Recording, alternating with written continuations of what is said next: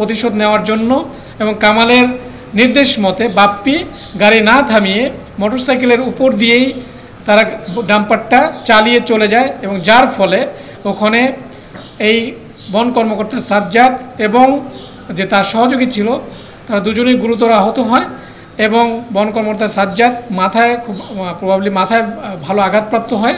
তিনি হাসপাতালে নেওয়ার পথেই নিহত হন।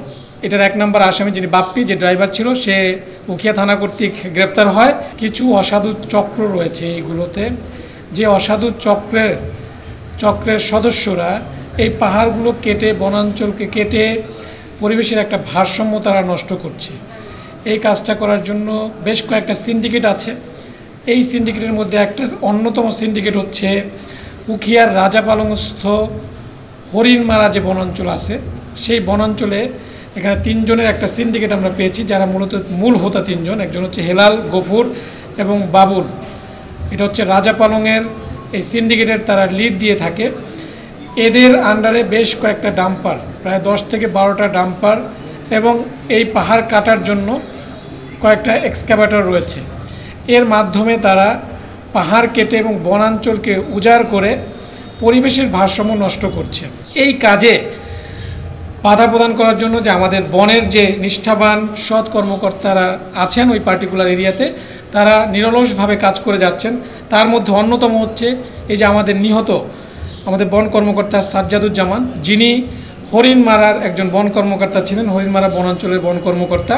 তিনি একজন মেধাবী এবং সৎ কর্মকর্তা ছিলেন। তার বিরুদ্ধে এই সিন্ডিকেটের যে সদস্য যাদেরকে আমি নাম বললাম, এই সিন্ডিকেটের মূল হোতা প্লাস হচ্ছে যারা ডাম্পার এবং এক্সকাভেটরের মালিক ছিল এবং এই কাজের সাথে সংশ্লিষ্ট যে সকল ব্যক্তিবর্গ ছিল, ড্রাইভার এবং যারা মাটি কাটার শ্রমিক ছিল, তারা তাদের বিরুদ্ধে, বিশেষ করে বন কর্মকর্তাদের বিরুদ্ধে একটু নাখোশ ছিল এবং তাদের বিরুদ্ধে প্রতিশোধ নেওয়ার জন্য একটা পরিকল্পনা গ্রহণ করে। তারা যখন প্রবেশ করে ওখানে মাটি কাটার জন্য যায়, ইতিমধ্যে বন কর্মকর্তাদের কাছে ইনফরমেশন যায় এবং ইনফরমেশন পেয়ে এই বন কর্মকর্তা সাজ্জাদ একটা মোটরসাইকেল যোগে তার সাথে আরও একজন তার সহযোগী ছিল, বনের কর্মচারী মোহাম্মদ আলী নামের, তারা দুজন একটা মোটরসাইকেল নিয়ে ওই পার্টিকুলার এরিয়াতে যায়। তো যাওয়ার পথে ইতোমধ্যে এই কামাল এবং বাপ্পি তাদের ডাম্পারটাকেও মাটি ফিল আপ করে তারা ব্যাক করছিল।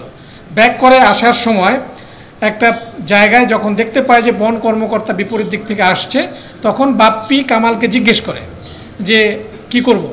তখন কামাল বলছে যে গাড়ি থামাস না, গাড়ি চাপা দিয়ে চলে যা।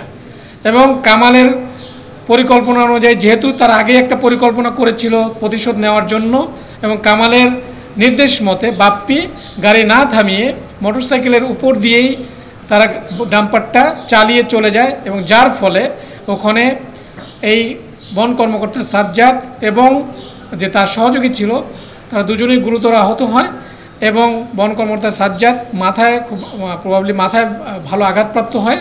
তিনি হাসপাতালে নেওয়ার পথেই নিহত হন।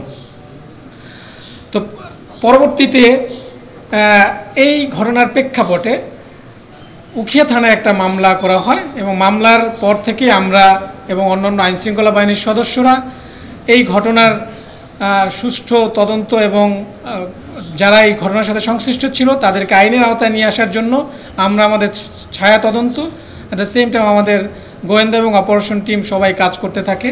আমরা আমাদের গোয়েন্দা শাখারও সহযোগিতা নেই এবং আমরা বেশ কয়েকটা অভিযানও পরিচালনা করি তাদের বিরুদ্ধে।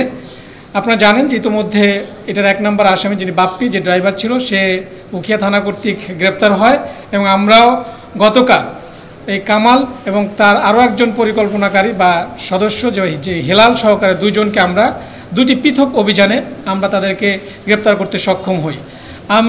আমাদের কাছে ইনফরমেশন আসে যে আমরা কামালের স্থান লোকেট করতে পারি চিটাগাঙে। তো আমরা চিটাগাঙে থাকার কারণে আমরা আমাদের র্যাব 7-এর সহযোগিতা আমরা একটা অভিযান পরিচালনা করে কামালকে আমরা গ্রেপ্তার করি এবং আরেকটি অভিযানে উখিয়ার কোর্ট বাজারের ওই এলাকা থেকে আমরা হেলালকেও গ্রেপ্তার করতে সক্ষম হই।